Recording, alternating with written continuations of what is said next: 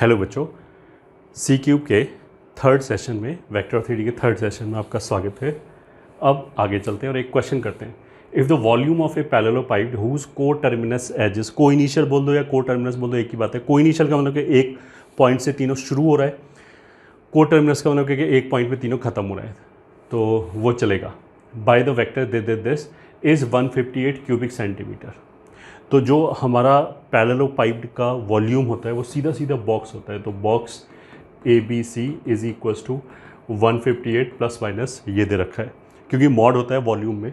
तो बॉक्स को निकालने के लिए पहले वाले में कितना आ गया 1 1 n, दूसरे में कितना हो गया 2 4 माइनस n, तीसरा वेक्टर हो गया 1 and 3। So this will be plus minus 158। तो डिटर्मिनेंट की प्रॉपर्टी लगाते हैं, इस 1 से इन दोनों को जीरो किया तो 1 1 एंड डबल करके घटा दिया तो ये हो जाएगा 0 2 माइनस 3n, यहाँ पे सीधा सीधा घटा दिया और 3 माइनस n बराबर प्लस माइनस 158। अब इसके रिस्पेक्ट में ओपन कर दिया तो 6 minus 2n plus 3n square minus 3n बराबर प्लस माइनस 158। या क्या, तो ये हो जाएगा 3n स्क्वायर माइनस 5n, और अगर इधर से माइनस लाए तो इधर आके प्लस में एक बहुत बड़ा नंबर आ जाएगा, तो b स्क्वायर माइनस 4ac में 4ac बहुत बड़ा आ जाएगा, तो वहाँ से कुछ आएगा नहीं। प्लस का लिया तो यहाँ से माइनस 152 ये आ जाएगा। अब यहाँ से भी n की दो वैल्यूज़ आएंगी प्लस माइनस करके, तो 5 माइनस b प्लस माइनस, तो माइनस वाली वैल्यू नेगेटिव होगी तो उसको छोड़ दिया, तो b स्क्वायर माइनस 4ac, तो 4 into 3 into 152 whole divided by 3 दूनी 6, ये वैल्यू आ जाएगा। And I hope I have not committed any mistake. ठीक है, तो ये हो गया 4 तिया 12, 152 इंटू 12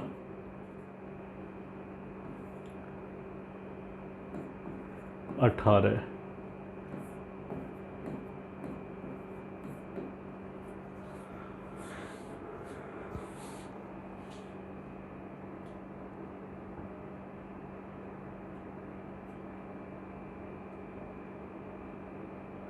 तो कितना हो जाएगा 1849।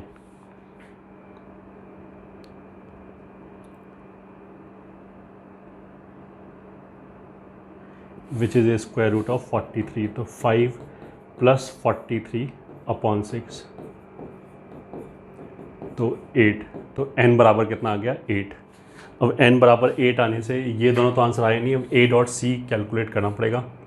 तो a का वैल्यू n बराबर 8 रखने से हो गया 118, c का वैल्यू हो गया 183 और b का वैल्यू हो गया 24 माइनस 8, तो 24 और 8, तो ये भी आंसर नहीं हो सकता। b डॉट सी का मतलब क्या है 183, तो 8 चौक 32, हाँ ये 10, ये वाला आंसर करेक्ट है। मतलब इन दोनों का डॉट लो तो आंसर करेक्ट आ जाएगा। सिंपल फॉर्मूला बेस्ड क्वेश्चन है, थोड़ा सा कैलकुलेशन और कुछ भी नहीं है। अब आगे चलते हैं। हाँ, विच क्वेश्चन सेज इफ़ 1535, एक वेक्टर हो गया 1535, ठीक है, 7 5 5 1 lambda 7 and 2 lambda 1 2 are coplanar, then the sum of all possible values of lambda is. तो अगर उसने बोला कि ये कोप्लेनर है तो मोस्ट प्रॉबेबली ये 4 पॉइंट्स होंगे जो कोप्लेनर हैं। तो अगर 4 पॉइंट्स कोप्लेनर हैं, तो जैसे एक ऐसे करके 4 पॉइंट्स कोप्लेनर हैं, तो उनसे बनने वाले 3 वेक्टर भी कोप्लेनर होगा। तो हम इसमें से किसी को भी उठा लेते हैं। मान लिया ये वाला उठा लिया, ये वाला पॉइंट मान लिया 7 5 5 है, तो इससे हमने 3 वेक्टर बना लिए। 3 वेक्टर की कोप्लेनरिटी के लिए सिंपली बॉक्स को जीरो कर देंगे, तो इसको घटा दिया तो यहाँ से एक वेक्टर आ जाएगा। चलो 7 5 5 को घटा दें, तो एक में से 7 गया 6 0, 35 में से 5 गया 30, फिर इसको घटा देते हैं तो ये हो जाएगा -6 लैम्डा -5 एंड 2, और फिर यहाँ से आ जाएगा 2 लैम्डा -7 -4 एंड -3, ये आ जाएगा। तो इससे जो बनने वाला डिटर्मिनेंट है -6 0 30 -6 लैम्डा -5 2 एंड 2 लैम्डा -7 -4 -3 0 होना चाहिए। तो इसको 5 से मल्टीप्लाई करके इसमें जोड़ दें तो ये 0 हो जाएगा। तो -6 0 -6 2 लैम्डा -7 लैम्डा -5 दिस 5 से मल्टीप्लाई करके जोड़ 0, तो 30 28 माइनस का, और इसको 5 से मल्टीप्लाई किया और इसमें जोड़ दिया तो 10 लैम्डा 35 38 इज इक्वल्स टू 0। अब इसके रिस्पेक्ट में ओपन कर दिया तो ये आ जाएगा लैम्डा -5 इंटू 10 लैम्डा -38 और -28 इंटू 4 इक्वल्स टू 0। तो ये हो जाएगा लैम्डा -5 एंड 5 लैम्डा -19 माइनस 2 हटा दिया पूरे में से 56 बराबर 0। तो ये हो जाएगा 5 लैम्डा स्क्वायर 25 और 19 44 लैम्डा, और वैल्यू आ जाएगी प्लस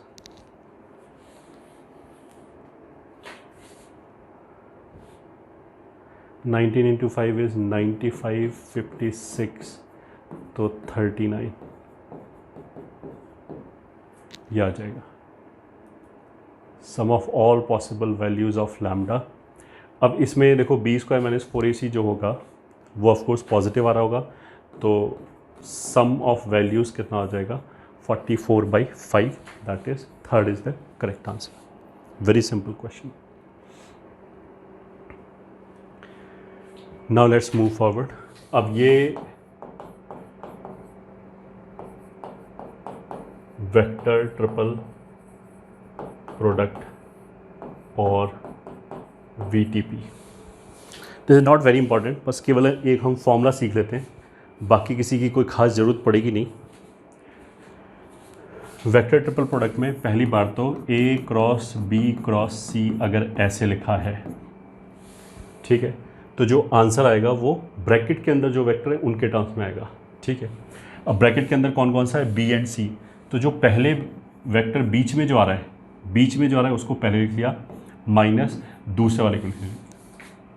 तो अगर मान लिया ये ऐसे लिखा होता A cross B cross C ऐसे लिखा होता, तो अब ये आंसर A और B के टर्म्स में लिखा जाएगा, मतलब A और B वेक्टर के लीनियर कॉम्बिनेशन के फॉर्म में लिखा जाएगा। तो इसमें भी बीच में B है तो पहले तो B ही आएगा, माइनस फिर दूसरा A आएगा। अभी ख़त्म नहीं हुई ये कहानी। अब क्या करो कि जैसे अगर B वेक्टर लिखा है तो बचे हुए का डॉट ले लो, तो अगर B लिखा है तो बचा हुआ कौन सा हो गया A डॉट C, फिर यहाँ C लिखा है तो बचा हुआ हो गया A डॉट B, यहाँ B लिखा है तो A डॉट C, A लिखा है तो B डॉट C, A लिखा है तो जो दो बच गए उनका डॉट, बस ऐसे लिखा जाएगा। अब यहाँ से हमें ये समझ में आ गया होगा कि A cross B cross C is not equals to A cross B cross C, इसके बराबर नहीं होता है, ठीक है। नोट 1, अब इसको हम पिक्चोरियली ऐसे देख सकते हैं। नोट, अगर मान लिया हमने लिखा A cross B cross C, तो ये हमारा कैसे लिखा गया, बीच का वेक्टर B माइनस दूसरा वेक्टर C, B के साथ A डॉट C के साथ A डॉट B। अगर ये B और C का लीनियर कॉम्बिनेशन है तो जो भी ये वेक्टर होगा वो B और C के प्लेन में आएगा, ठीक है। तो अब तुम ये देखो कि ये मान लिया हमारा B वेक्टर हो गया और ये हमारा C वेक्टर हो गया, तो इसका एक प्लेन होगा, तो उस प्लेन के अंदर ही ये वेक्टर लाई करेगा। पहला चीज़ तो ये हो गया, प्लस ये वाला जो वेक्टर होगा वो A क्रॉस समथिंग लिखा है पूरा वेक्टर, तो ये A के परपेंडिकुलर होगा। अल्फ़ा क्रॉस बीटा अगर वेक्टर लिखा होगा तो वो अल्फ़ा और बीटा दोनों के ही परपेंडिकुलर होगा। तो अब तुम इसको ऐसे देख लो कि जैसे मान लिया A B C ये हैं, मतलब B C और A ये हैं, ब्रैकेट में क्या क्या है B और C, तो ये A हो गया, ये B C हो गया। तो जो भी ये वेक्टर आएगा वो पहली बार तो इसी प्लेन में आएगा जिसके अंदर B और C लाई कर रहा है, और ए के, अब इस प्लेन के अंदर तो ऐसे इन्फाइनाइट डायरेक्शंस आ जाएगी, उन इन्फाइनाइट डायरेक्शन में से एक डायरेक्शन ऐसी होगी जो ए के भी परपेंडिकुलर होगी, तो वो डायरेक्शन बेसिकली ये है, ये डायरेक्शन ए के परपेंडिकुलर है और बी और सी के प्लेन में, जिस प्लेन में बी और सी है उसी प्लेन में ये है, तो वो हमारी डायरेक्शन ए बी सी हो जाएगी। ये तो इसका ज्योमेट्रिकल इंटरप्रिटेशन था, बट हमारे लिए काम की बात क्या है, note, if we want a vector perpendicular to alpha and in the plane of beta and delta, then it can be taken as lambda times, किसके परपेंडिकुलर चाहिए, अल्फा के, तो अल्फा का क्रॉस ले लिया, किसके प्लेन में चाहिए, बीटा और डेल्टा के, तो ब्रैकेट में बीटा और डेल्टा डाल दिया, बस ये एक रिजल्ट याद करने लायक हो गया, बाकी कुछ भी होता है दुनिया में। अच्छा, जैसे वेक्टर ट्रिपल प्रोडक्ट आया वैसे 4 वेक्टर का भी प्रोडक्ट आ जाएगा, ठीक है, बट याद हम इतना ही रख सकते हैं, ठीक है, इतने से ही हमारा काम चल जाएगा।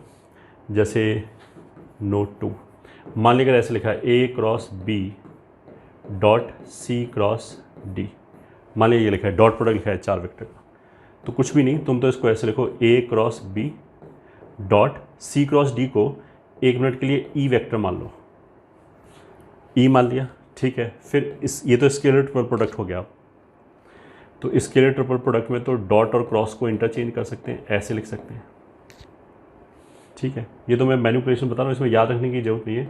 Then and there you can do it, B cross E किसको बोला था, सी क्रॉस डी, तो कुछ भी नहीं है, वेक्टर ट्रिपल प्रोडक्ट है, तो वेक्टर ट्रिपल प्रोडक्ट है तो ऐसे लिखेंगे ए डॉट ब्रैकेट के अंदर बीच में सी है, दूसरा वेक्टर डी है, सी लिखा तो सी के अलावा यहाँ पे कौन सा वेक्टर है, वेक्टर ट्रिपल प्रोडक्ट तो यही है ना, बस ए तो बाहर है, तो वो आ जाएगा बी डी, तो बी और डी का डॉट ले लिया, डी के साथ बी और सी का डॉट ले लिया।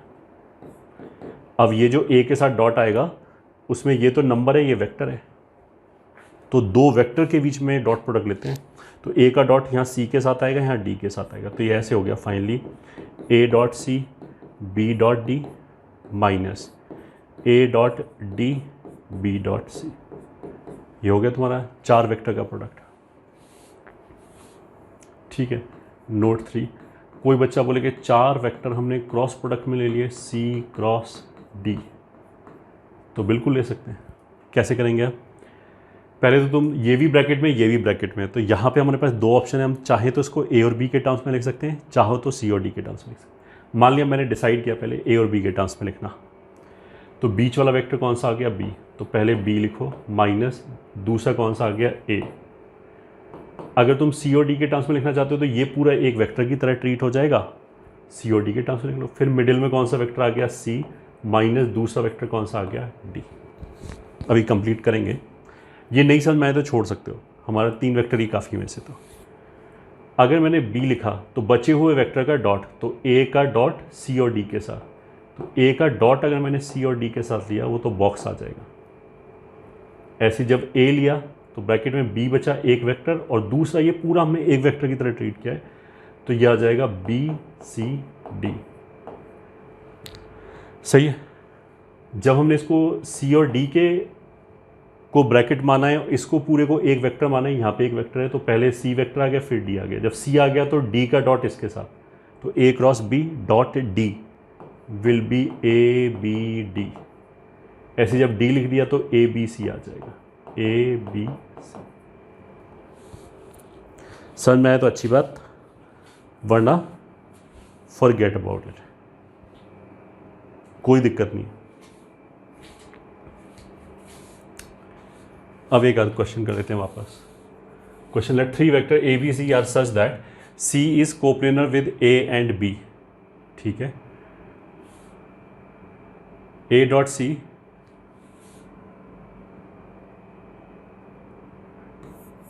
मतलब ए बी सी ऐसा है, C is coplanar with A and B, तो ए वेक्टर ये है, बी वेक्टर ये है, इसी के अंदर सी लाई कर रहा है, ए डॉट सी 7 है, ठीक है, ए डॉट सी 7 है, फिर and B is perpendicular to C, C मतलब इसी प्लेन में है और बी के परपेंडिकुलर है, सी। तो देखो यही हम वेक्टर ट्रिपल प्रोडक्ट यूज़ कर सकते हैं। सी देखो बी के परपेंडिकुलर है इसलिए हमने बी क्रॉस लिया, ए और बी के प्लेन में है इसलिए हमने ए क्रॉस बी और ले लिया। ठीक है, अब कोई भी वेक्टर है तो मतलब मैग्नीट्यूड कुछ भी हो सकता है इसलिए हमने लैम्डा लिया। ये हो गया हमारा काम। ठीक है, अब ए कितना है, ए है -1 1 1, बी है 2 0 1, then the value of twice of A plus B plus C का होल स्क्वायर। पहले तो हम सी निकाल लेते हैं। ठीक है, अब इसने ए डॉट सी को क्या दे रखा है, अच्छा सी बराबर लैम्डा टाइम्स, पहले इसको क्रॉस किया तो ये हो जाएगा बी स्क्वायर माइनस ब्रैकेट का दूसरा वेक्टर बी और ए डॉट बी, ऐसे हो गया। ठीक है, तो सी वेक्टर हो गया लैम्डा टाइम्स बी स्क्वायर हो जाएगा 2 दूनी 4 और 1 5 times A vector -1 1 1 minus A dot B हो जाएगा -2 + 0 + 1 -1 2 0 1, ये हो जाएगा। दिस इज लैम्डा टाइम्स -5 5 6, ये हो जाएगा। लैम्डा निकालने के लिए इसका डॉट ए के साथ ले लिया तो लेफ्ट हैंड साइड पे आ जाएगा A dot C, right hand side पे आ जाएगा lambda times -356 dot -1 1 1। A dot C का वैल्यू 7 दे रखा है, लैम्डा ये आ जाएगा 3 + 5 + 6, तो यहाँ से लैम्डा हो गया हाफ। तो उसका मतलब क्या है कि ए वेक्टर सी वेक्टर कितना हो गया -3/2 5/2 6/2।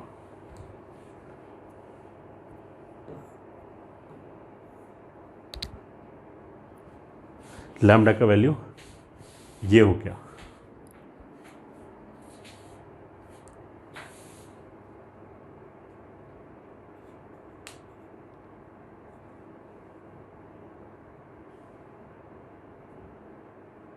ठीक है, तो twice of box A plus B plus C का square is equals to twice of A plus B plus C, मतलब -1 1 1 एंड 2 0 1। तो इन तीनों को जोड़ देंगे तो कितना आ जाएगा -12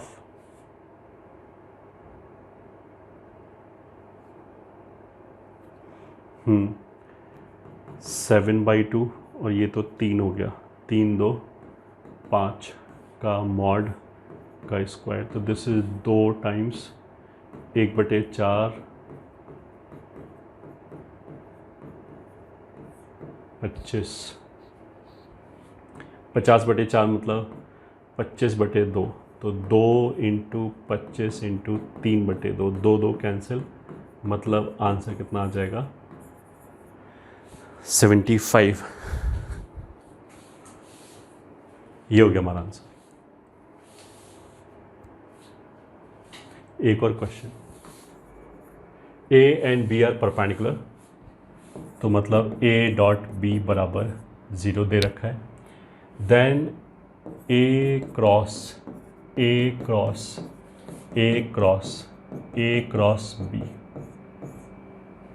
इज इक्वल्स टू, देखो ये जेई मेंस का क्वेश्चन है, सारे मेंस के क्वेश्चन जितने भी अभी तक हमने किए, दिखने में भले ही डरावना लग रहा है but this is very easy. तुम तो 1 एट ए टाइम करो, मतलब ये 3 वेक्टर हैं, 3 वेक्टर का क्रॉस प्रोडक्ट है। सबसे पहले इसको ओपन करो तो इसमें ब्रैकेट के अंदर ये ए बी लिखा है, बीच में ए लिखा है माइनस दूसरा बी लिखा है, ऐसे लिख लिया।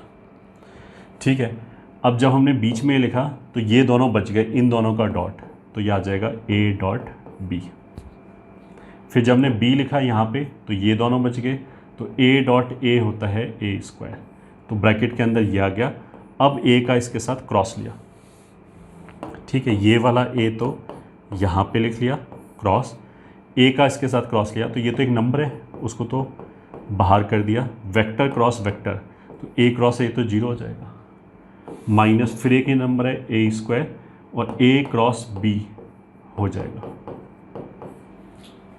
ठीक है, ये नल वेक्टर हो गया, छोड़ दिया, ये हो गया ए क्रॉस, ये भी फिर एक नंबर है, इसको हम और बाहर निकाल सकते हैं, माइनस ए स्क्वायर, ये तो एक नंबर बाहर हो गया, ए क्रॉस बी, ये भी ए क्रॉस बी था, तो ये भी ऐसे ही खुल जाएगा, तो this is equals to minus A square, हाँ माइनस ए स्क्वायर, और ये आ जाएगा A dot B times A minus A square B.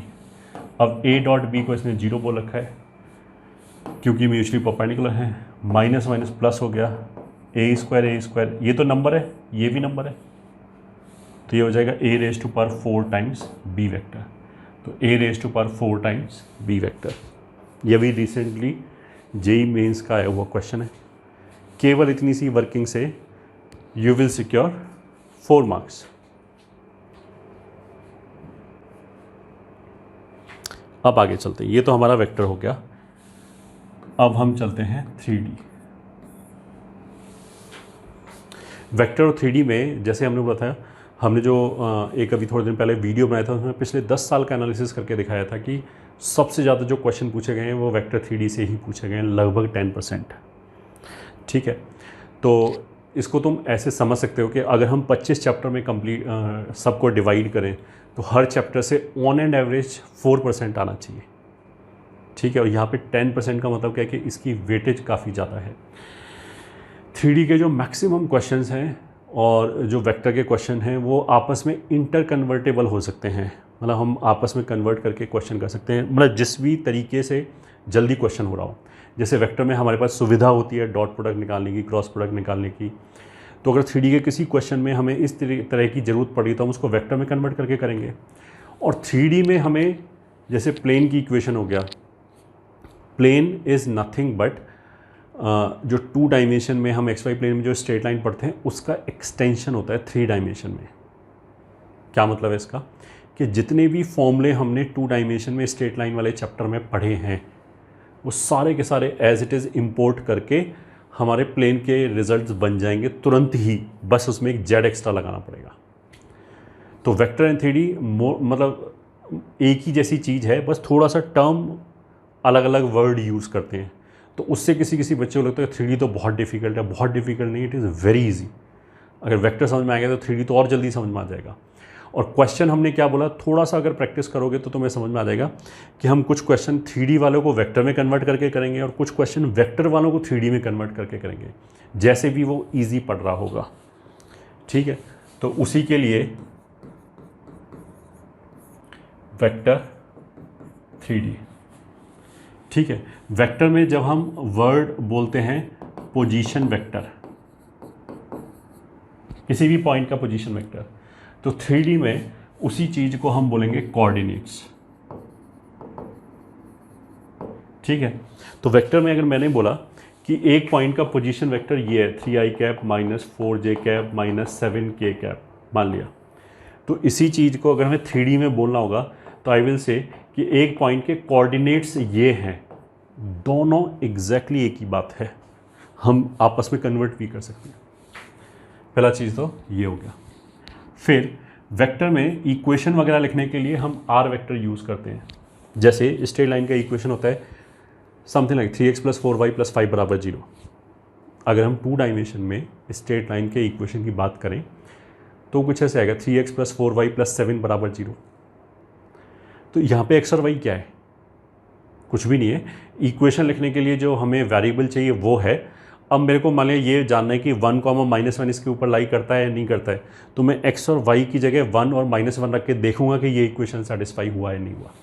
तो देखो ये हो गया अभी जो हमने बोला पोजीशन वेक्टर, ये हो गया कोऑर्डिनेट्स। ठीक है, अगर मान लिया कोई इक्वेशन ऐसे लिखा है 3x + 4y + 7 = 0, ये हमारा हो गया इक्वेशन, किसी भी चीज़ का इक्वेशन। जैसे यहाँ तो स्ट्रेट लाइन का है, ये हो गया 2 डायमेंशन में। ठीक है, अगर तुम कॉम्प्लेक्स नंबर में पढ़ोगे आगे चल के तो z से रिलेटेड अगर कुछ भी आ गया, मान लिया z बार प्लस 2z माइनस 2z बार बराबर या प्लस 2z बार बराबर 3, समथिंग लाइक दिस, ये हमारा आ गया कॉम्प्लेक्स नंबर में। कॉम्प्लेक्स नंबर यहाँ पे जेड क्या है, यहाँ पे जेड वही है जो यहाँ पे एक्स और वाई है। तो जैसे अगर मेरे को ये जानना है कि 1,2 इस कर्व के ऊपर है या नहीं है, तो हम एक्स और वाई की जगह 1,2 रखेंगे, तो ये हो जाएगा 3 और 4 मतलब 8, 15, 18 हो जाएगा। तो 18 बराबर 0 तो नहीं सेटिस्फाई हुआ, उसका मतलब कि 1,2 इस लाइन के ऊपर नहीं है। वैसे अगर मेरे को ये जानना हो कि 1 प्लस आयोटा इसके ऊपर है या नहीं है, तो हम जेड की जगह रखेंगे, जेड बार हो जाएगा 1 माइनस आयोटा, फिर हम चेक करेंगे ये सेटिस्फाई हुआ या नहीं हुआ। इसी को अगर हम वेक्टर में लिखेंगे तो वेक्टर में कुछ इस तरीके से लिखा जाएगा i प्लस जे प्लस के बराबर 7। तो यहाँ पे r क्या है, यहाँ पे r वही काम कर रहा है जो यहाँ पे z कर रहा है और यहाँ पे x y कर रहा है। तो अगर मान लिया मेरे को ये जानना है कि i माइनस के ये वाला एक पॉइंट है स्पेस में, ये इसके ऊपर लाई कर रहा है नहीं कर रहा है, तो इसको हम r की जगह रखेंगे, फिर इन दोनों का डॉट प्रोडक्ट लिया, फिर हमने देखा कि वो 7 आया या नहीं आया। अगर वो 7 आ गया तो ऑफ कोर्स ये पॉइंट इसके ऊपर है, और नहीं आया तो नहीं है। मतलब कहने का मतलब क्या है कि r यहाँ पे हम यूज़ करेंगे। और लास्ट में 3x plus 4y plus 7z minus 8 बराबर 0, ये 3 डायमेंशन में हो गया। तो यहाँ x y z वही काम कर रहा है जो यहाँ पे r कर रहा है, यहाँ पे z कर रहा है, यहाँ पे x y कर रहा है, 2 डायमेंशन। तो आई थिंक बहुत सारे बच्चे इसमें कंफ्यूज रहते हैं कि r क्या है, x y z क्या है। अब शायद समझ में आ गया होगा। यहाँ पे अगर हम r यूज़ करेंगे तो यहाँ पे x y z यूज़ करेंगे, ये ठीक है। यहाँ पे अगर हम एक बोलेंगे फ्री वेक्टर, तो यहाँ पे हम उसको बोलेंगे डायरेक्शन कोसाइन। मतलब ये चीज़ अभी तो हम पोजीशन वेक्टर के लिए यूज़ कर रहे हैं, बट ये तो एक फ्री वेक्टर भी हो सकता है। हम बोलेंगे एक वेक्टर है which is 3i minus 4j minus 7k, तो एक स्पेस में एक फ्री वेक्टर आ जाएगा। तो इसको हम ऐसे भी ले सकते हैं 3, -4, -7। तो हम ये बोल सकते हैं 3 डायमेंशन में। ये सुनने में अटपटा लगता है बहुत सारे बच्चों को। अगर मैं बहुत सारे बच्चों से ये पूछूँ 3, -4, -7 क्या है, तो बोलेंगे कोऑर्डिनेट्स है। ऐसा नहीं है, ये दोनों काम कर सकता है। ये कोऑर्डिनेट भी बता सकता है किसी पॉइंट के, और ये एक डायरेक्शन भी बता सकता है। तो अगर हमने बोला कि direction ratios parallel to this line are 3, -4, -7, तो इफेक्टिवली हम क्या बोलना चाह रहे हैं कि 3i माइनस 4j माइनस 7 के लाइन के अलॉन्ग एक वेक्टर है, लाइन की डायरेक्शन में एक वेक्टर है। तो उसके लिए वर्ड क्या यूज़ करते हैं, डायरेक्शन कोसाइन।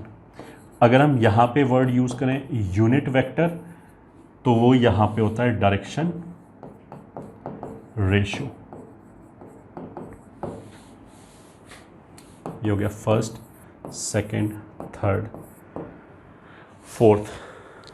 बस इतना ही काफ़ी है। अगर हमने इतना कन्वर्जन कर लिया तो फिर 3D के क्वेश्चन को हम वेक्टर में कन्वर्ट करके, या वेक्टर के क्वेश्चंस को 3D में कन्वर्ट करके, जैसे भी हो रहा है आराम से वो हम कर सकते हैं तुरंत।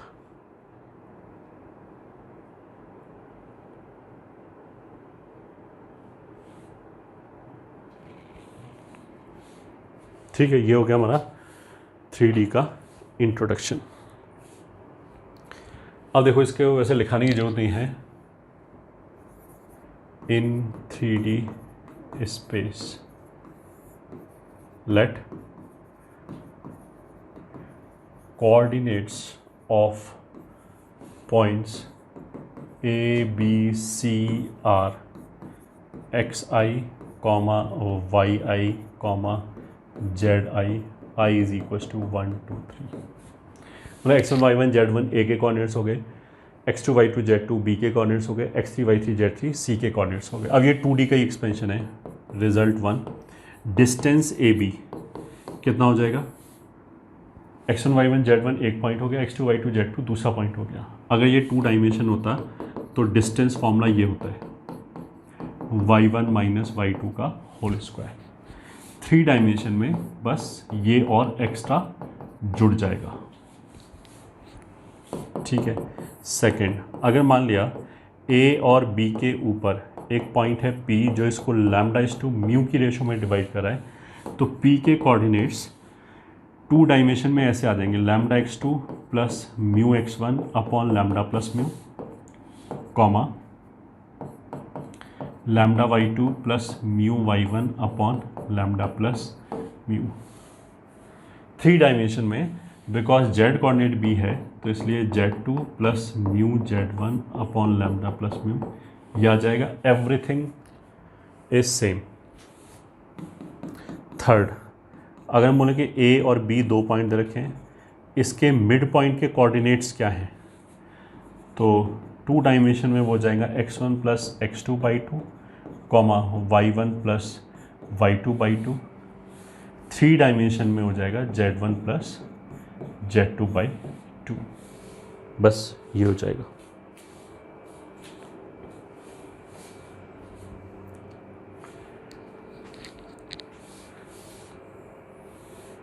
ठीक है। फोर्थ पॉइंट, अगर मान लिया हमने ए और बी को ज्वाइन किया तो इसकी डायरेक्शन में एक वेक्टर लिख सकते हैं। ये जो हमने पॉइंट ए के कोऑर्डिनेट्स बोले ना x1 y1 z1, बी के कोऑर्डिनेट्स बोला x2 y2 z2, इनमें सीधा सीधा आई जे के लगा के वेक्टर बन जाएगा। ए वेक्टर का पोजीशन वेक्टर आ गया, बी वेक्टर का पोजीशन वेक्टर आ गया। तो ये जो वेक्टर आएगा वो कितना आएगा, बी के पोजीशन वेक्टर में से ए का पोजीशन वेक्टर घटा दो। मतलब ये तो हो गया x1 y1 z1, ये हो जाएगा x2 y2 z2। तो अगर हम ए बी वैक्टर बोलें तो वो हो जाएगा x2 minus x1 times i, y2 minus y1 time j and z2 minus z1 times k। अगर हम i j k हटा दें और ऐसे कॉमा लगा दें तो ये जो है इसको हम क्या बोलेंगे, डायरेक्शन रेशो, ये ठीक है, डी भी बोलते हैं उसको शॉर्ट में, parallel to line A B. तो ए बी के मतलब डायरेक्शन रेशो जहाँ पे भी बोले वर्ड, क्योंकि ये बच्चों को बहुत लेट से हजम होता है, ये मैंने देखा, जबकि दिस इज़ वेरी इजी, इसमें कुछ है ही नहीं। वो डायरेक्शन रेशो उन्हें पचाने में बहुत डिफ़िकल्टी होती है कि ये है क्या। जब भी वो डायरेक्शन रेशोज़ बोले तुम तो उसे वेक्टर मान लो। अगर वो बोले कि डायरेक्शन रेशो इसके पैरेलल ये है, किसके पैरेलल कुछ भी हो, चाहे वो प्लेन हो चाहे लाइन हो, वो लाइन के पैरेलल डायरेक्शन रेशियोज ये है, तो तुम तो ये उसको ऐसे पढ़ा करो कि लाइन के पैरेलल वेक्टर ये है। बस हो गया हमारा काम। ठीक है, ये हो गया। Fifth, for triangle A B C जो सेंट्रॉइड है वो आ जाएगा सिग्मा x1/3 सिग्मा y1/3, बस यहाँ सिग्मा z1/3 भी आ जाएगा।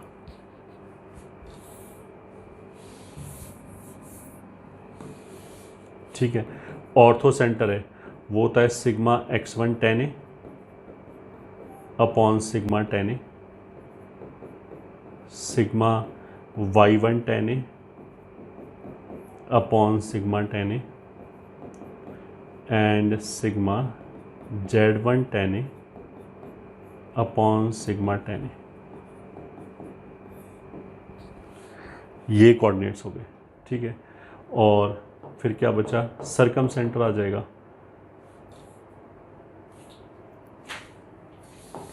सर्कम सेंटर के कोऑर्डिनेट्स आ जाएंगे sigma sine 2a x1 upon sigma sine 2a। मतलब सिग्मा साइन 2a x1 का मतलब क्या है, sine 2a x1 plus sine 2a sine 2b x2 plus sine 2c x3। ऐसे ही फिर y कोऑर्डिनेट आ जाएगा।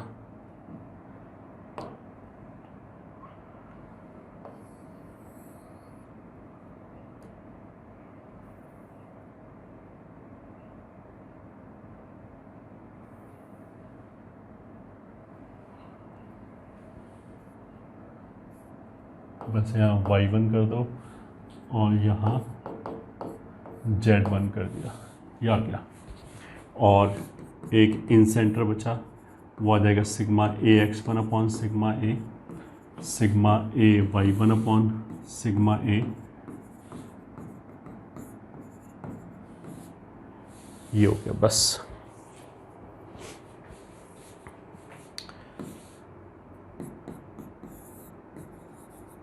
let direction ratio parallel to line L1 is A1 B1 C1 and L2 is A2 B2 C2। इसका मतलब ये है कि पहली line के पैरेलल वेक्टर जो है वो a1i plus b1j plus c1k है, और दूसरी के जो पैरेलल है वो a2i plus b2j plus c2k है। बस सीधा सीधा ये दे रखा है, ठीक है। अब तुम वेक्टर के हिसाब से देख सकते हो, if L1 is parallel to L2 then a1 upon a2 बराबर b1 अपॉन b2 बराबर c1 अपॉन c2 होना चाहिए, first. Second, if L1 is perpendicular to L2 then, अगर ये दोनों लाइन परपेंडिकुलर हैं तो वेक्टर भी परपेंडिकुलर होगा। वेक्टर परपेंडिकुलर होने का मतलब कि डॉट प्रोडक्ट जीरो होना चाहिए, तो a1 a2 plus b1 b2 plus c1 c2 must be zero. Third, अगर हम बोलें कि angle between L1 and L2 दो, that will be cos inverse, इन दोनों वेक्टर्स के बीच में जो एंगल है वो आ जाएगा a1 a2 plus b1 b2 plus c1 c2 upon root over magnitude से डिवाइड कर दो।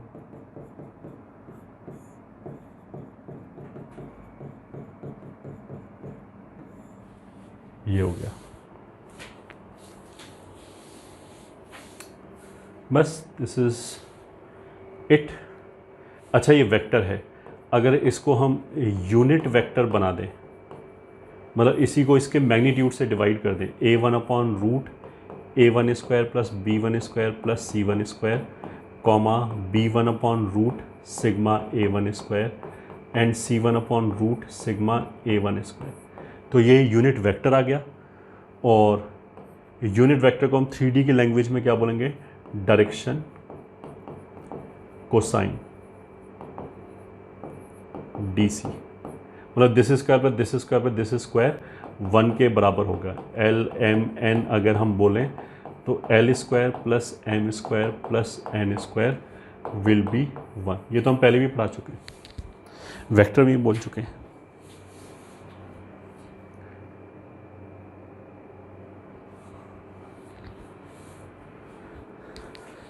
ठीक है,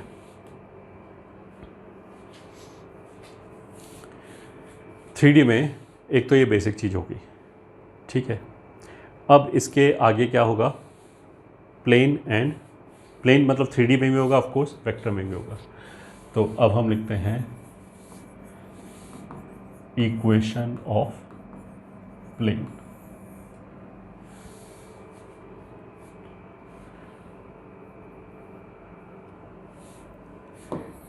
इन 3 dimension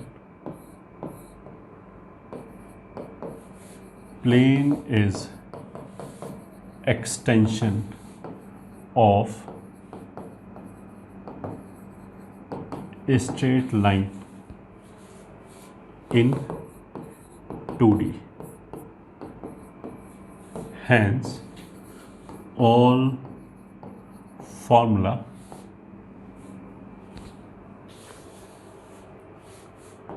of 2D can be extended to 3D.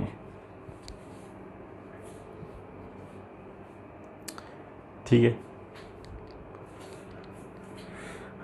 ये एक बहुत इम्पोर्टेंट नोट है। तो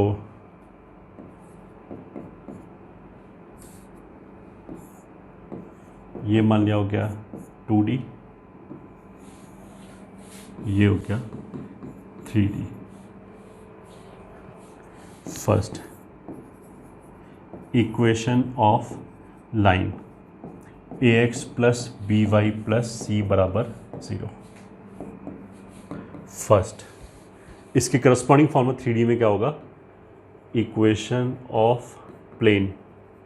अब ध्यान से देखना, वहाँ पे ax plus B Y plus C था, यहाँ पे क्या हो जाएगा ax plus B Y plus C Z plus D is equals to 0। बस इतना सा एक्सटेंड कर दिया, क्योंकि अगर हम 3 डायमेंशन की बात करें तो ऑफ कोर्स जेड भी आएगा। तो ax plus B Y plus C Z plus D बराबर 0 आ गया। अब इसमें नोटिस करने वाली बात क्या है कि जो ax plus B Y plus C Z plus D plane है, इसका जो नॉर्मल वेक्टर होगा वो एक्स वाई जेड का जो कोफिशिएंट होगा ए बी सी उसके अलॉन्ग होगा। सही है, ये बात हो गई।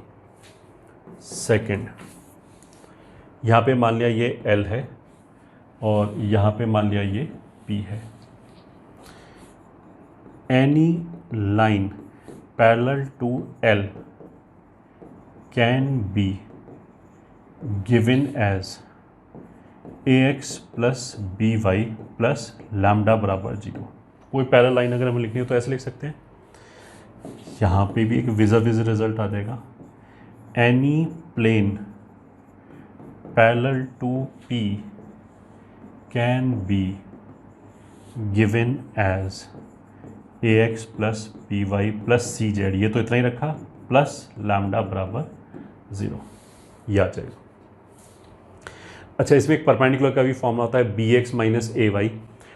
इसमें परपेंडिकुलर का फॉर्मूला हम डायरेक्टली नहीं लिख पाएंगे। क्यों? क्योंकि जैसे अगर ये प्लेन है तो इसके परपेंडिकुलर ये प्लेन हो गया तो इन्फाइनाइट प्लेन्स आ जाएंगे ऐसे परपेंडिकुलर ना। अब इन्फाइनाइट प्लेन जैसे मान ये हो गया, इसकी डायरेक्शन फिक्स की तो इस डायरेक्शन के भी इन्फाइनाइट प्लेन्स आ जाएंगे परपेंडिकुलर। तो मतलब परपेंडिकुलर प्लेन का डायरेक्शन फिक्स नहीं है, डायरेक्शन भी चेंज कर सकता है। तो जैसे हम यहाँ पे बी एक्स माइनस ए वाई लिख सकते हैं वैसा यहाँ पे नहीं लिख पाएंगे ऐसा कुछ डायरेक्टली। सही है, क्योंकि ऐसा कोई फिक्स्ड चीज़ आएगी नहीं। ये ए बी सी जो है वो फिक्स्ड नहीं रहेगा, वो भी वेरी करा सकते हैं, उसमें भी इनफाइनाइट कॉम्बिनेशंस आ जाएंगे। इसलिए परपेंडिकुलर वाली चीज़ यहाँ पे वैलिड नहीं है। फिर आगे चलते हैं। थर्ड,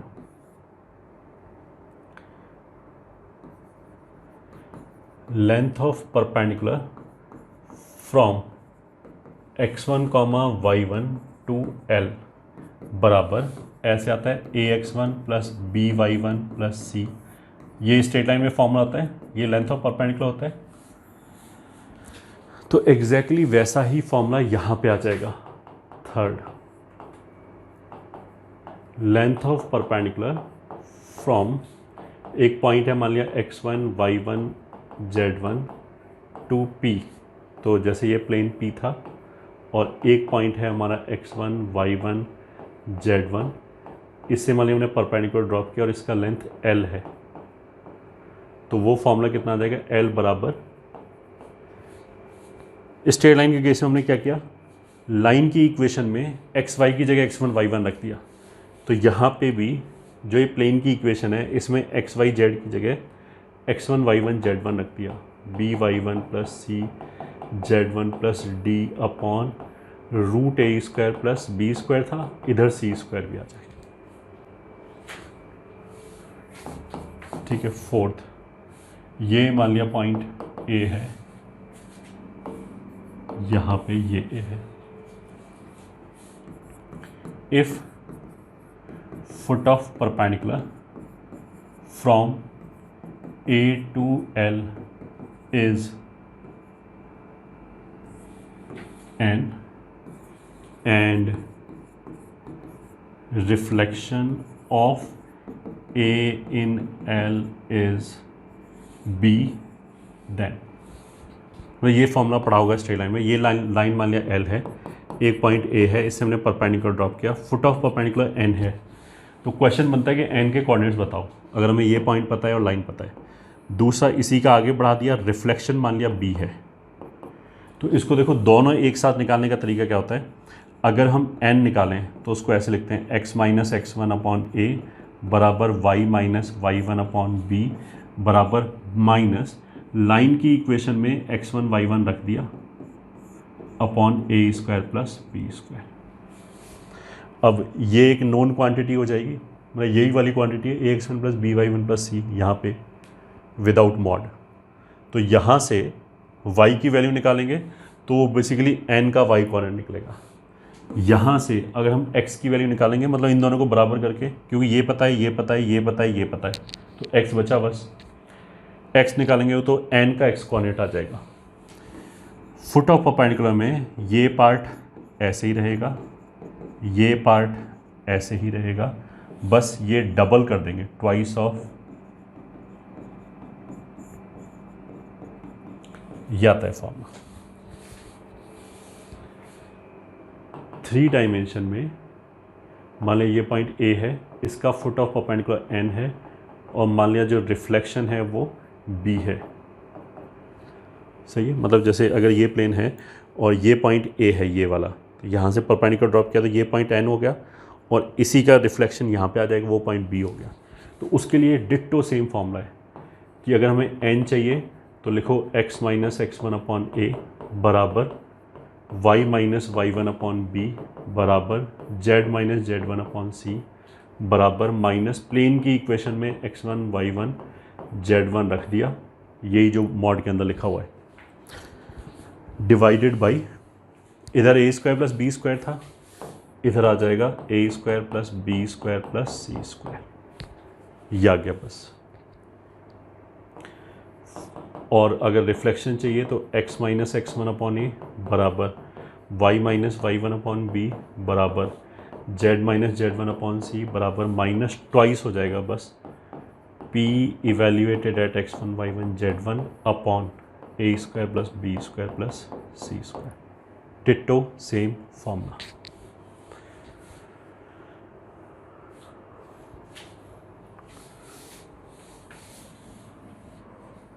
ठीक है, fourth point. Fifth point, family of lines में हम ऐसे बोलते हैं equation of line passing through point of intersection of L1 and L2 is given as L1 plus lambda L2 बराबर 0। मतलब एक लाइन L1 है, एक लाइन L2 है, और इसके पॉइंट ऑफ इंटरसेक्शन से अगर हमने कोई भी लाइन लिया तो उसका इक्वेशन हम ऐसे लिख सकते हैं, लैम्डा L2 बराबर 0। ठीक है, इसके विज़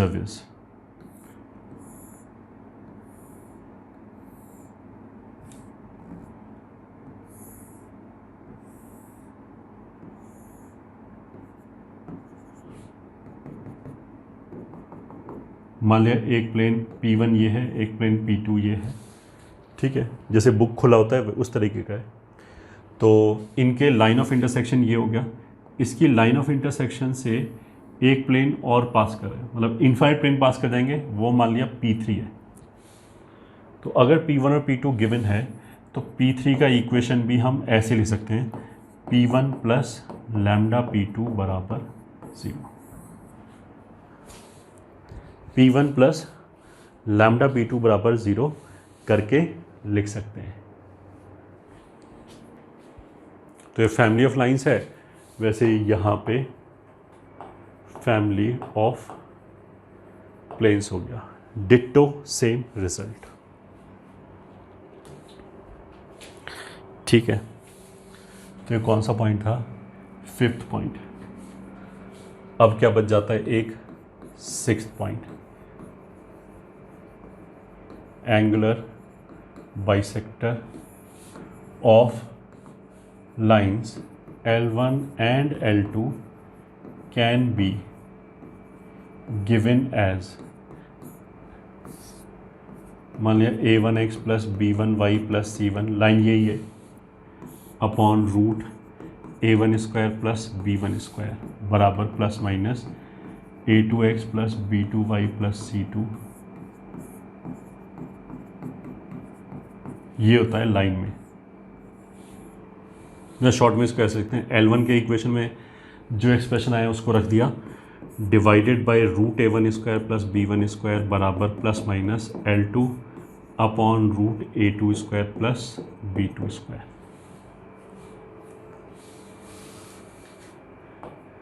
इधर सिक्स्थ,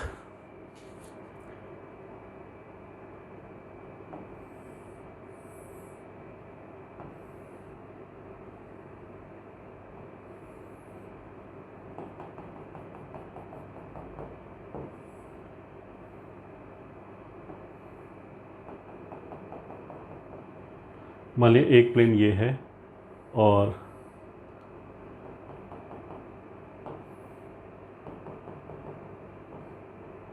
दूसरा प्लेन ये है, मतलब ये प्लेन P1 है, ये प्लेन P2 है।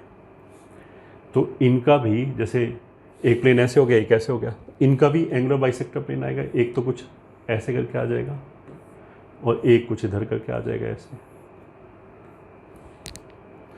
तो उन एंगुलर बाइसेक्टर, मान लिया P1 का जो इक्वेशन है वो a1x plus b1y plus c1z plus d1 बराबर 0 है, और ऐसे ही मान लिया P2 का equation a2x plus b2y plus c2z plus d2 बराबर 0 है। तो ये मान लिया बाइसेक्टर 1, ये बाइसेक्टर 2। तो equation of angular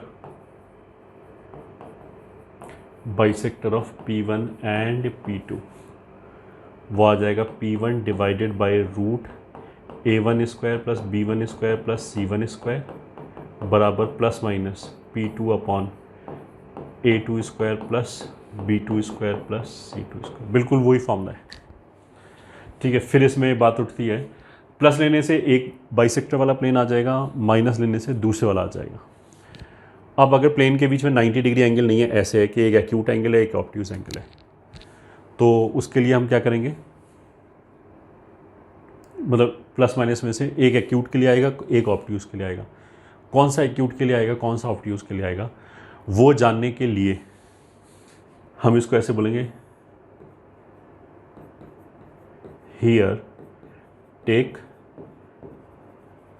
same sign as that of a1 a2 plus b1 b2 plus c1 c2। मतलब a1 a2 प्लस ये जो कॉन्स्टेंट्स हैं, कोफिशिएंट जो हैं, उसमें a1 a2 plus b1 b2 plus c1 c2 calculate किया। अगर वो नेगेटिव आ गया तो इस इक्वेशन में राइट हैंड साइड पे अगर मैं नेगेटिव लूँ तब जो प्लेन आएगा वो ऑब्ट्यूज एंगुलर बाइसेक्टर आएगा। for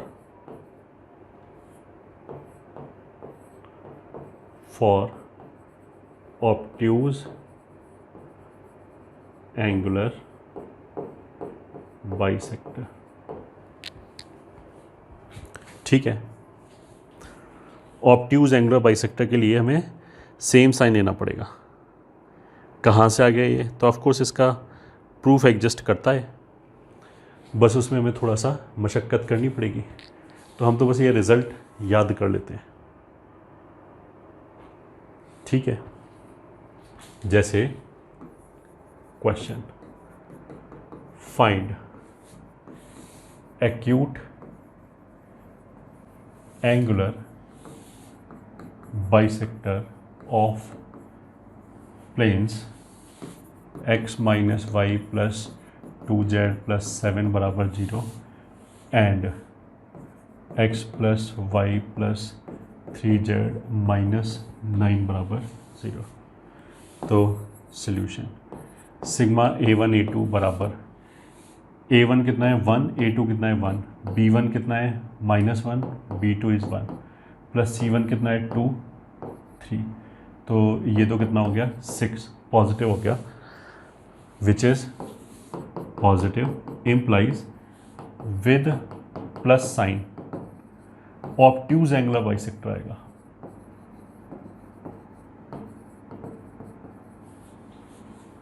तो नेगेटिव के साथ with minus sign we will get acute angular bisector, ठीक है।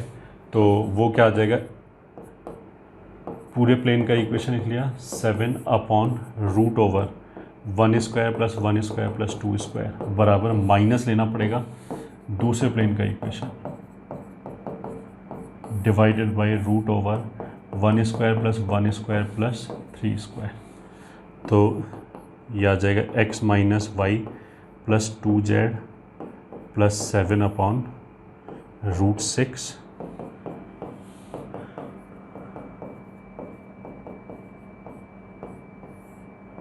रूट 11। ये हो गया हमारा आंसर। बिल्कुल स्ट्रेट लाइन वाला ही चीज़ है। और अगर स्ट्रेट लाइन अभी नहीं पढ़ा है तो जब पढ़ाया जाएगा तब सामने आ जाएगा कि वहाँ पे भी हम ऐसा ही करते हैं। ठीक है, एक चीज़ और बच गया, 6, 7 जो भी पॉइंट है, इंटरसेप्ट फॉर्म। तो अगर मान लिया एक लाइन L ऐसे दे रखा है जिसका x इंटरसेप्ट A है, y इंटरसेप्ट B है, तो इक्वेशन ऑफ लाइन क्या होता है, x upon A plus Y upon B बराबर 1। अब इसको 3D में देखो कि x axis, y axis, z axis, अगर एक प्लेन है ऐसा O A B C, मतलब ये पॉइंट हो गया A 0 0, तो मतलब ऐसे हो गया x axis, y axis, z axis, यहाँ प्लेन रखा है ऐसे, यहाँ हमने जैसे ये जो हाथ है ये प्लेन है ऐसे रख दिया, तो x एक्सिस को जिस पॉइंट पे कट कर रहा है उसका ओरिजिन से जो डिस्टेंस है वो A हो गया, ये y एक्सिस के लिए B हो गया, z एक्सिस के लिए C हो गया।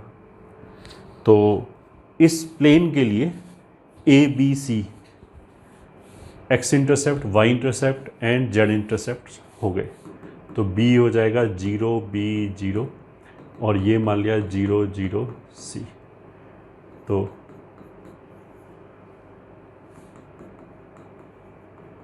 इंटरसेप्ट फॉर्म, तो इस प्लेन का इक्वेशन हो जाएगा x upon A plus y upon B plus z upon C is equals to 1।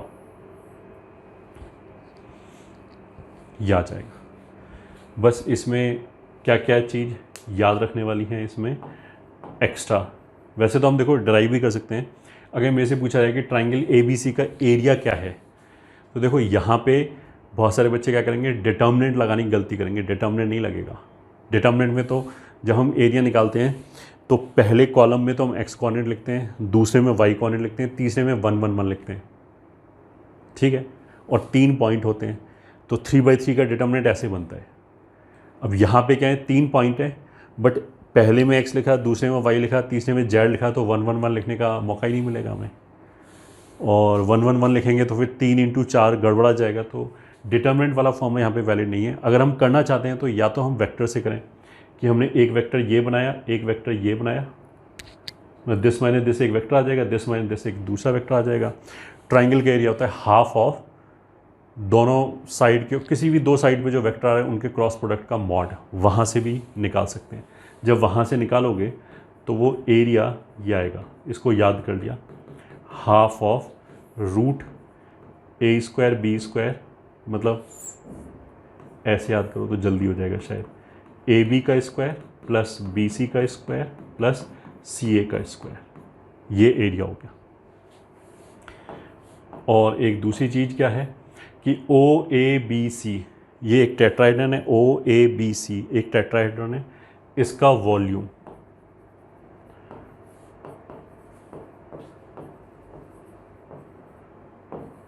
OABC will be 1/6 ABC, as simple as this।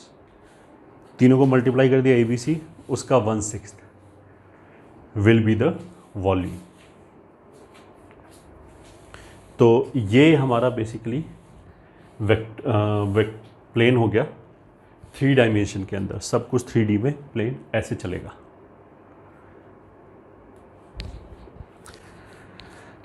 अब हमारा आता है कि वेक्टर में अगर हमें प्लेन का इक्वेशन लिखना हो तो equation of plane in vector, वो कैसे लिखेंगे। एक मान लिया प्लेन है और जिसके अंदर एक पॉइंट दे रखा है, पॉइंट देने का मतलब क्या है, उसका पोजीशन वेक्टर दे रखा है, और इस प्लेन का एक नॉर्मल है एन वेक्टर। तो अगर मैंने इस प्लेन के अंदर कोई भी पॉइंट लिया, मान लिया R, तब क्या होगा कि ये वेक्टर इस नॉर्मल के परपेंडिकुलर होगा। तो R माइनस A, ये वेक्टर ये R माइनस A हो गया, N के परपेंडिकुलर होगा, और ये केवल जब ही सेटिस्फाई होगा जब R प्लेन के अंदर है। अगर प्लेन के बाहर आ गया तो फिर ये वाला वेक्टर इसके परपेंडिकुलर हो ही नहीं पाएगा। तो ये केवल वही पॉइंट सेटिस्फाई करेंगे जो इस प्लेन के अंदर है। तो किसी भी कर्व का या सरफेस का इक्वेशन का मतलब ही ये होता है कि केवल वही पॉइंट सेटिस्फाई करें जो उस प्लेन के अंदर है। तो बस यही हमारा हो गया प्लेन का equation. This is equation of plane passing through point A and having normal as n vector। First point ये हो गया। ठीक है, अब देखो अगर हमें प्लेन का इक्वेशन लिखना है तो उसमें देखो हम हमेशा यही ढूंढेंगे,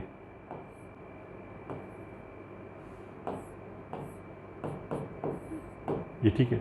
यहाँ पे position vector of A point, मतलब इस जगह पे of A point on the plane,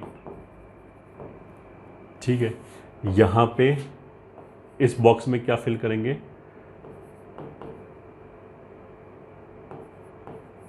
any vector perpendicular to plane, any vector perpendicular to plane, ऐसे आएगा। ठीक है, तो अब हमें इंफॉर्मेशन अलग अलग तरीके से दिया जा सकता है। अच्छा, इस प्लेन के ऊपर तो एक पॉइंट ये, तो ऐसे तो इन्फाइनाइट पॉइंट्स हैं, तो हम कोई भी पॉइंट यहाँ पे यूज़ कर सकते हैं, कोई दिक्कत नहीं है, कोई भी पॉइंट यूज़ कर सकते हैं। तो अगर हमें इंफॉर्मेशन अलग अलग तरीके से दे रखा है तो हम उस इंफॉर्मेशन को कन्वर्ट करेंगे इस तरीके से। तो जैसे अगर मान लिया एक प्लेन है और इसके ऊपर 3 पॉइंट दे रखे हैं, जिसका पोजीशन वेक्टर ये हो गया, दूसरे का पोजीशन वेक्टर ये हो गया और तीसरे का पोजीशन वेक्टर ये हो गया। अब इसका इक्वेशन हम कैसे लिखें, इस प्लेन का इक्वेशन? तो तुम तो लिखो r माइनस कोई भी एक पॉइंट का पोजीशन वेक्टर जो प्लेन के ऊपर है, तो a, b और c में से कुछ भी ले सकते हैं। मान लिया a लिखा, डॉट नॉर्मल वेक्टर। अब इसका नॉर्मल तो दे ही नहीं रखा, हमें इस प्लेन के नॉर्मल एक वेक्टर चाहिए। इस प्लेन में अगर मेरे को 2 वेक्टर मिल जाए तो उनका क्रॉस लेके नॉर्मल आ जाएगा। तो वो 2 वेक्टर तो हम बना सकते हैं ऐसे करके, एक वेक्टर ये हो गया, ये हो गया, ये हो गया a माइनस बी, ये हो गया c माइनस बी। तो अगर हम इन दोनों का क्रॉस कर दें, c minus B cross a minus B, तो नॉर्मल आ जाएगा। तो बस यहाँ पे हमने लिख दिया c minus B cross a minus B.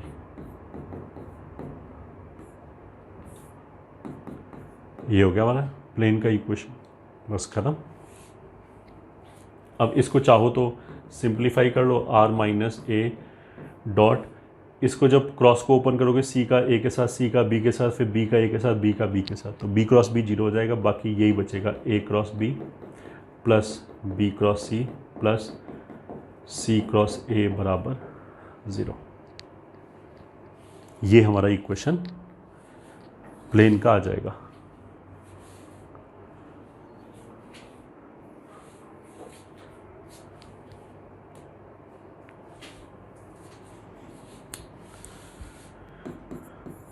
Fourth, अगर मान लिया ऐसे लिखा है r minus A dot n बराबर 0, ठीक है। तो देखो इसको हम ऐसे ले सकते हैं r dot n minus A dot n बराबर 0, फिर इसको लिखते हैं r माइनस n बराबर, और a डॉट n को मान लिया हम q बोल दें, तो r डॉट n बराबर q, ऐसे लिख सकते हैं। अब इसको देखो 3D में ऐसे कन्वर्ट कर सकते हैं। r की जगह हम क्या लिखेंगे, x y z।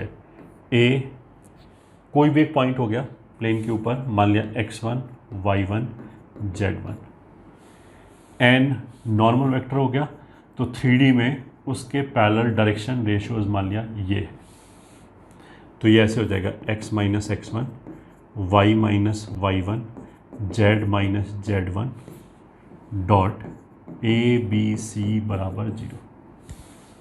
तो a dot B sigma a1 b1 होता है, वैसे हो जाएगा a times x minus x1 plus b times y minus y1 plus c times z minus z1 बराबर 0। This is equation of the plane. ये 3D में हो गया, ये वेक्टर में हो गया। जो x1 y1 z1 से पास कर रहा है, एक पॉइंट हो गया,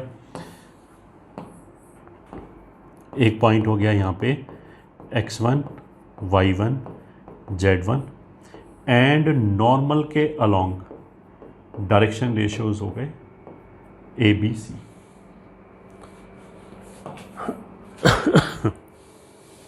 ठीक है, अब इसमें देखो ए एक्स बी वाई और सी जेड, इसको हटा के जो बचा minus A X one minus B Y one minus C Z one. अगर हमें ए बी सी पता है और X one Y one Z one पता है, तो minus A X one minus B Y one minus C Z one तो एक फिक्स्ड नंबर हो जाएगा, उसको हम डी बोल देते हैं। तो यहाँ से उसी प्लेन का इक्वेशन आ गया A X plus B Y plus C Z plus D बराबर 0। यहाँ देख लो, ये X Y Z A B C, इन दोनों का डॉट लिया तो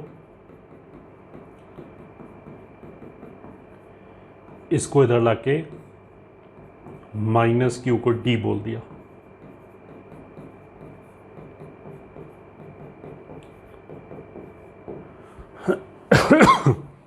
तो ये आ गया हमारा equation, A X plus B Y plus C Z plus D बराबर 0। अब इसके ऊपर जो भी 3D वाले जितने भी फॉर्मूले थे वो सारे फॉर्मूले हम लगा सकते हैं। विज़ा विज़ उसको हम कन्वर्ट क्या कर सकते हैं वेक्टर में, वेक्टर वाली इक्वेशन में कन्वर्ट कर सकते हैं। नोट 1, मान लिया प्लेन P1 है, a1x plus b1y plus c1z plus d1 बराबर 0। P2 हो गया a2x plus b2y plus c2z plus 0। तो result 1, if a1 upon a2 बराबर b1 अपॉन b2 बराबर c1 अपॉन c2 बराबर d1 अपॉन d2, चारों रेशो बराबर हो जाए तो सेम इक्वेशन हो जाएगा। Then P1 and P2 identical है, सेम प्लेन है, implies P1 and P2 are coincident plane.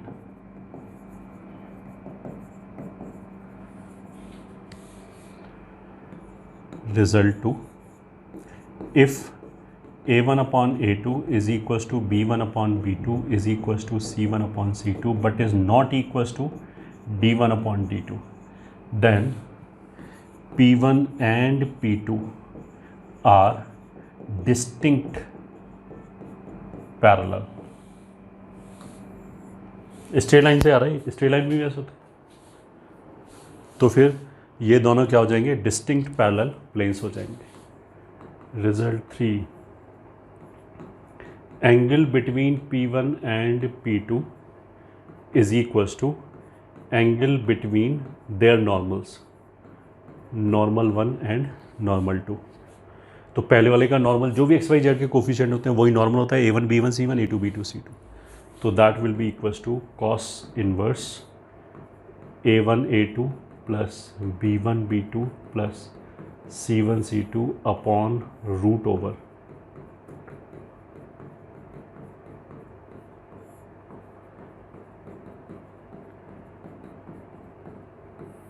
ये होता है।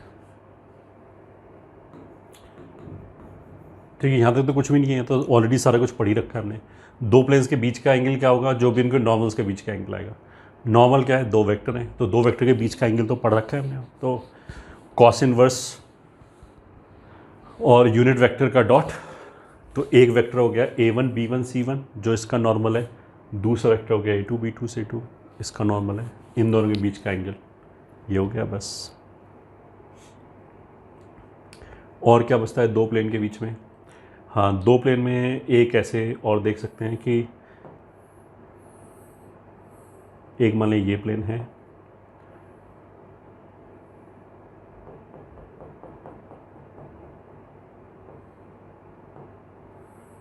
एक ये प्लेन है।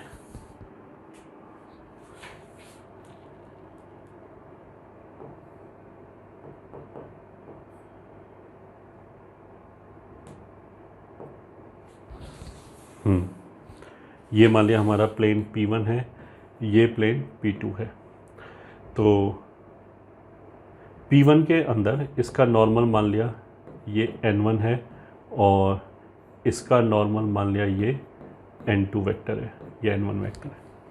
पहले प्लेन के अंदर जो भी, जैसे ये एक प्लेन है, ये इसका नॉर्मल है, ठीक है। अब इस प्लेन में कोई भी डायरेक्शन ले लो, कोई भी लाइन ले लो, वो इसके परपेंडिकुलर ही होगा। तो किसी भी प्लेन के अंदर कोई भी डायरेक्शन, कोई भी वेक्टर जो उसके अंदर लाई कर रहा है, वो उसके नॉर्मल के हमेशा ही परपेंडिकुलर होगा। तो इस लाइन ऑफ इंटरसेक्शन की बात करें तो ये P1 के अंदर भी लाई कर रहा है, P2 के अंदर भी लाई कर रहा है। P1 के अंदर लाई कर रहा है, इसलिए तो N1 के परपेंडिकुलर होना चाहिए, P1 के नॉर्मल के। P2 के अंदर लाई कर रहा है, इसलिए N2 के भी परपेंडिकुलर होना चाहिए। और जैसे ही हमने ये सुना कि एक डायरेक्शन है दो के परपेंडिकुलर, दो वेक्टर्स के परपेंडिकुलर, उन दोनों का क्रॉस ठोक दिया हमने, N1 क्रॉस N2। तो line of intersection of P1 and P2 will be along N1 cross N2। ये एक हमारा इम्पॉर्टेंट रिजल्ट आ गया।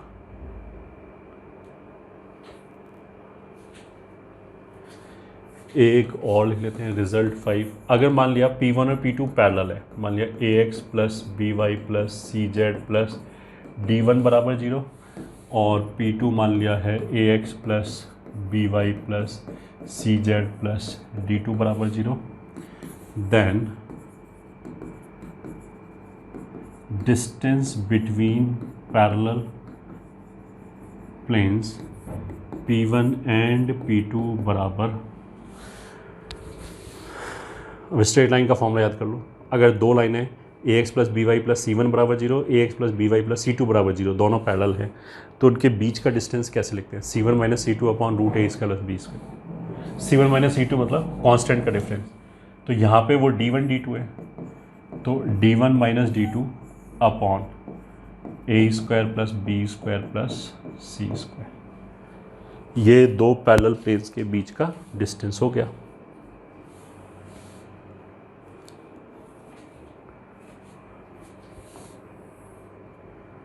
तो क्वेश्चन 1, फाइंड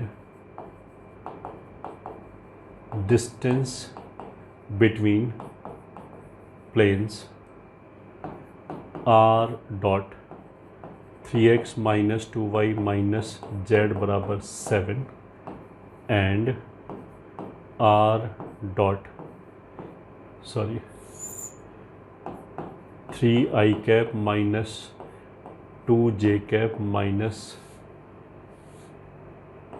6k कैप बराबर 7 and R dot 6i cap minus 4j cap minus 12k cap plus 5 बराबर 0। ये हो गया सॉल्यूशन। अब देखो, तुम इसको ऐसे देखो, R की जगह तो xi प्लस, मतलब R जो लिखा है पहले वाले केस में, मतलब R dot 3i cap minus 2j cap minus 6k cap बराबर 7।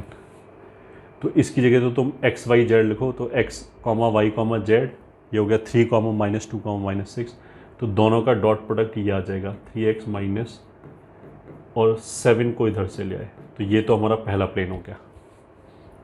ठीक है, ये हो गया प्लेन 1। प्लेन 2 के लिए R dot 6i cap minus 4j cap minus 12k cap plus 5 बराबर 0। तो फिर एक्स वाई जेड रखा तो आ जाएगा 6x minus 4y minus 12z plus 5 बराबर 0। अब ये फॉर्मूला लगा दिया। अब जैसा हमें 11th में बेसिक पढ़ाते समय समझाया गया था कि ये वाला फॉर्मूला लगाने के लिए दोनों इक्वेशन में ए बी सी सेम होना चाहिए, मतलब हाँ हम बोलते थे ए बी सेम होना चाहिए, प्लेन के केस में हम बोलेंगे ए बी सी सेम होना चाहिए, बट ये तो इसका 2 गुना है, तो कोई बात नहीं, इसको हमने पहले 2 से डिवाइड करके कोफिशिएंट सेम बनाए एक्स वाई जेड के, 3x minus 2y minus 6z plus 5/2 बराबर 0। ऐसा करने के बाद जो ये -7 है और ये 5/2 है, ये d1 d2 का काम करेगा। तो रिक्वायर्ड डिस्टेंस बराबर d1 माइनस d2। अब d1 d2 में भी क्या ध्यान रखेंगे, ऐसे नहीं कि 7 उधर लिखा हो तो हम 7 में से 5/2 घटा दें, दोनों एक तरफ लाओ।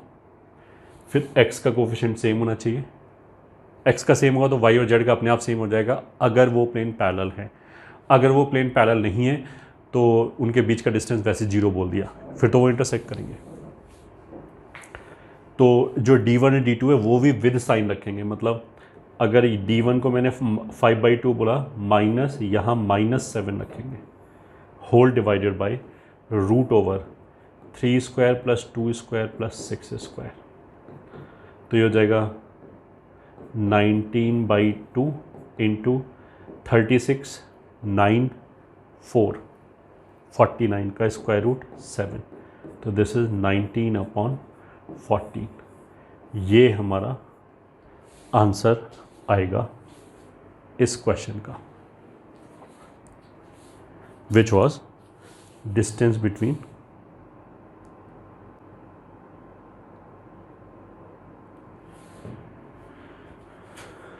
To parallel planes.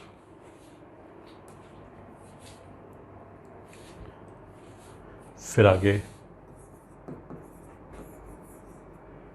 Question 2, find angle between the planes 3x minus 2y plus 6z plus 15 बराबर 0 and 2x plus 2y minus z plus 3 बराबर 0। सॉल्यूशन, रिक्वायर्ड एंगल बराबर कॉस इनवर्स, पहले वाले का नॉर्मल वेक्टर, मतलब भले ही 3D में दे रखा है उसको वेक्टर में कन्वर्ट कर सकते हैं। एक्स वाई जेड के कोफिशिएंट कितना है 3 माइनस 2 6 और n2 कितना हो जाएगा 2 2 माइनस 1। तो इन्हीं दोनों के वेक्टर्स के बीच का जो एंगल होगा वो आंसर हो जाएगा। वेक्टर्स के बीच का एंगल होता है n1 n2, तो दिस इज कॉस इनवर्स। अच्छा यहाँ मॉड आएगा। अगर हमसे पूछा जाता कि वेक्टर्स के बीच का क्या एंगल है, तो फिर तो अगर केवल वेक्टर्स के बीच का एंगल पूछा जाए तो वो तो एक्यूट ऑब्ट्यूज कुछ भी हो सकता है, तब तो हम क्या करेंगे अंदर मॉड नहीं लगाएंगे। अगर मेरे से पूछा है ना इन दोनों वेक्टर्स के बीच का एंगल बताओ तो मॉड नहीं लगाएंगे। बट अगर हमसे पूछा है कि दो लाइंस के बीच का एंगल बताओ या दो प्लेन्स के बीच का एंगल बताओ तो फिर हम मॉड लगाएंगे, फिर वो एक्यूट ही आएगा। तो 3 दूनी 6 माइनस 4 माइनस 6, ये तो हो गया n1 डॉट n2। n1 का मैग्नीट्यूड हो जाएगा 7, n2 का मैग्नीट्यूड हो जाएगा 3, तो ये कैंसिल हो गया। तो ये हो गया कॉस इनवर्स 4/21, ये आंसर हो गया।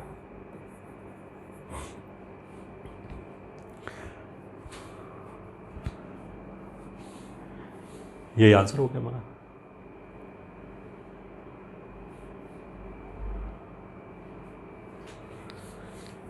फिर question 3, find acute angular bisector of planes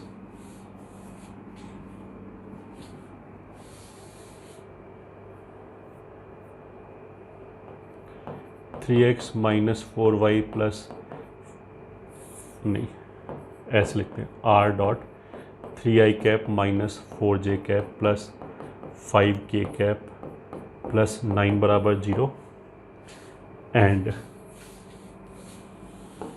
are dot 7i cap minus 2k cap बराबर 3। सॉल्यूशन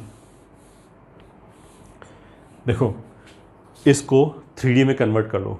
r की जगह x, y, z डॉट 3, -4, 5 तो ऑफ कोर्स कितना आ जाएगा 3x minus 4y plus 5z plus 7 बराबर 0।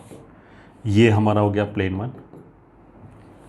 और प्लेन 2 ये i है, बीच में j मिसिंग है, ये ध्यान रखेंगे। तो ये 7, 0, -2 है, तो ये आ जाएगा 7x माइनस 2z माइनस 3 बराबर 0।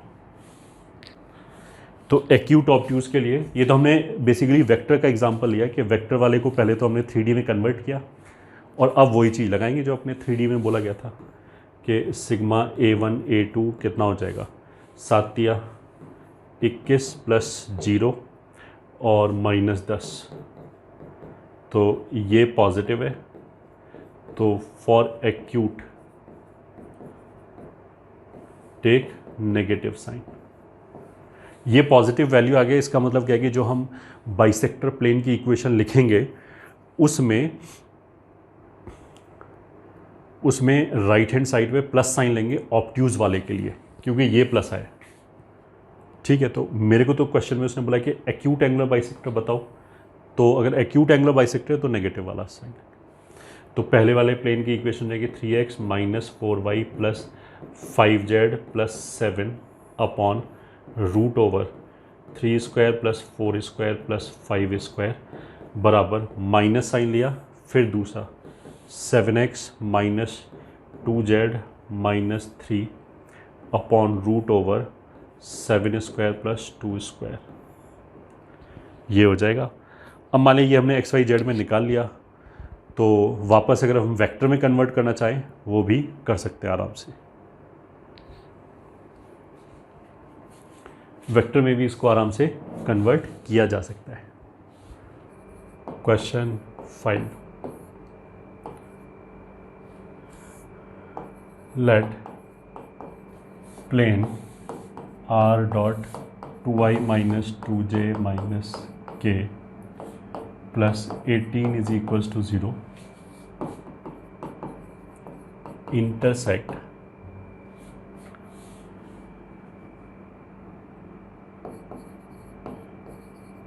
coordinate axis at a b c, then find first part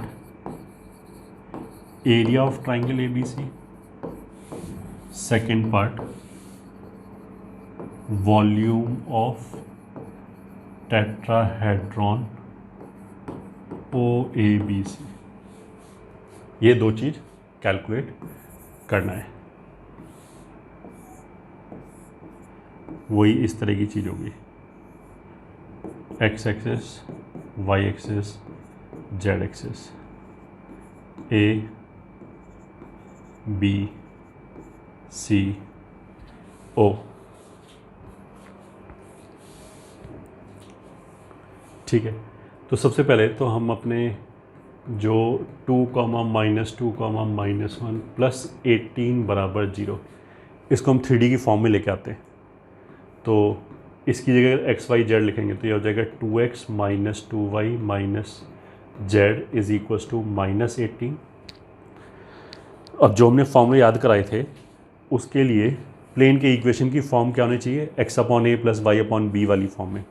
तो राइट हैंड साइड पे 1 बनाया तो हमने -18 से डिवाइड कर दिया, तो x upon -9 plus y upon 9 plus z upon 18 बराबर 1, या क्या। तो अब हमारा x इंटरसेप्ट -9 हो गया, यहाँ पे ऊपर प्लस प्लस ही होना चाहिए, तभी ये माइनस हमने ऊपर लिखने की बजाय नीचे इसलिए लिखा है। तो x इंटरसेप्ट -9 हो गया, मतलब ये वाला जो पॉइंट है वो बेसिकली इधर नहीं है, दूसरी वाली साइड है। And this is -9, 0, 0. Y intercept 9 है तो बी के कोऑर्डिनेट्स हो गए 0, 9, 0, ऐसे करके आया. तो first part area of triangle A B C, इसका फॉर्मूला हमने लिखाया था ½ सिग्मा ए बी का होल स्क्वायर. तो that will be ½ A B मतलब 9 स्क्वायर प्लस बी सी बराबर 9 इंटू 18 प्लस ए सी बराबर 9 इंटू 18.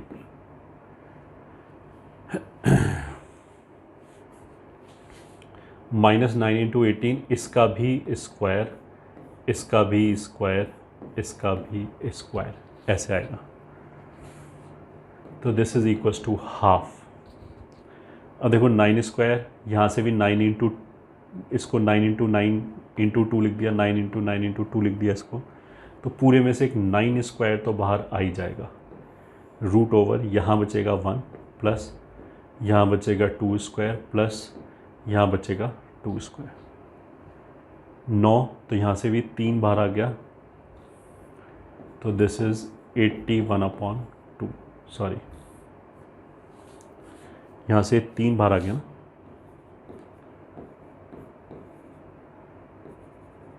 यूनिट स्क्वायर, ये आंसर आ गया. सेकेंड पार्ट क्या था? वॉल्यूम. तो volume of tetrahedron was 1/6 ABC का मॉड. तो दैट विल बी 1/6 9, 9, 18 का मॉड 3. तो वो आ जाएगा हमारा 243 यूनिट क्यूब.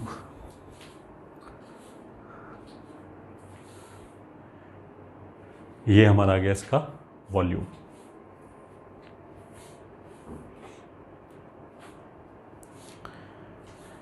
फिर question 6, let A, B, C have coordinates 1, 1, 2,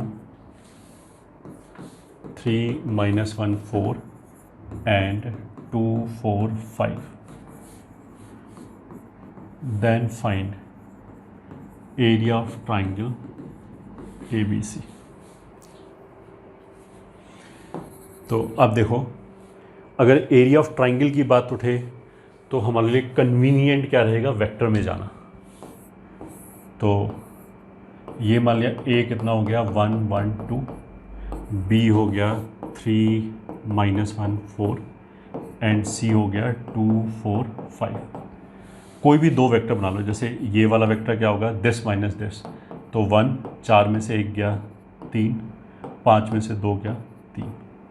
ऐसी ये वाला वेक्टर 3 में से 1 गया 2, -1 में से -1 गया -2, 4 में से 2 गया 2. तो इन दोनों वेक्टर का क्रॉस 2, -2, 2 और एक हो गया 1, 3, 3. अब देखो इसमें ऐसा भी कर सकते हैं, 2, 2, 2 बाहर कर दिया हमने. मतलब इसमें इसको ऐसे लिख सकते हैं, 2 बाहर लिख दिया, 1, -1, 1 और इसको हमने 1, 3, 3 लिखा रहने दिया. इनका क्रॉस लिया तो 2 बाहर लिख दिया. This into this minus this into this -6. फिर 1, -3, -2. फिर ये 3 + 1 4.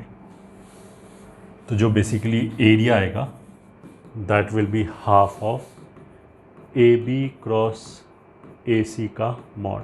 तो that is half of mod of twice -6 -2 4. तो 1, 2 तो ये कैंसिल हो गया, 1 और 2 बाहर निकाल सकते हैं. Mod of -3 -1 2. तो that is 2 √9 + 1 + 4.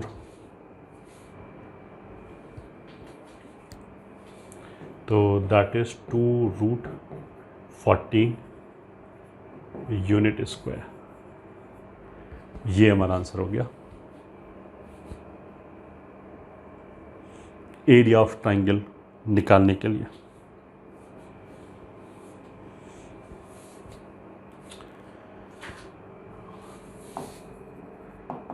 Question 7, find equation of plane which passes through 1 1 1, which passes through चलो 1 1 1 and also contain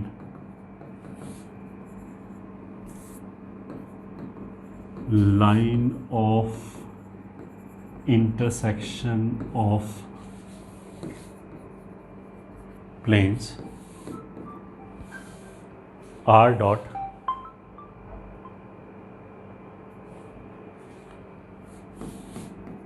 I plus j plus k बराबर 3 and r dot 2i minus j plus 3k minus 9 बराबर 0। Solution मेरे से क्या बोला कि एक plane P1 है ये वाला, तो ये हो जाएगा x plus Y plus Z minus 3 बराबर 0। एक प्लेन P2 हो गया ये वाला, इसको भी हम 3D में लिख सकते हैं, तो वो हो जाएगा 2x minus Y, 2x minus Y plus 3z minus 9 बराबर 0। ये हो गया। तो एक प्लेन इन दोनों की लाइन ऑफ इंटरसेक्शन से पास कर रहा है। जैसे हम ये सुने वैसे हम क्या बोलेंगे कि required plane is nothing but P1 plus lambda P2 बराबर 0। तो x plus Y plus Z minus 3 plus lambda times 2x minus Y plus 3z minus 9 बराबर 0। ये हो गया प्लेन। फिर अब ऐसे तो इन्फाइनाइट प्लेन होंगे जो P1 और P2 की लाइन ऑफ इंटरसेक्शन को कंटेन करेंगे, बट हमारा जो प्लेन है वो 1 1 1 से भी पास कर रहा है, तो इसको हमने 1 1 2 से पास करा देते हैं। 1 1 2 से पास करा दिया तो ये हो जाएगा 1 plus 1 plus 2 minus 3 plus lambda times 1 1 2 बराबर 0। तो हो गया 2 और 1 3, 1 प्लस लैम्डा टाइम्स 9 और 1 10, 6 और 2 8, तो माइनस 2 बराबर 0। तो लैम्डा इज इक्वल्स टू आ गया हाफ। तो लैम्डा की जगह हाफ इस इक्वेशन में वापस रख दिया, तो x plus Y plus Z minus 3 plus half of 2x minus Y plus 3z minus 9 बराबर 0। इसको सिंप्लीफाई कर लो, एक्स वाई जेड में इक्वेशन लिख लो, वही हमारा आंसर हो जाएगा। तो ये एक हमारा सिंपल सा एग्जांपल हो गया फैमिली ऑफ प्लेन्स का।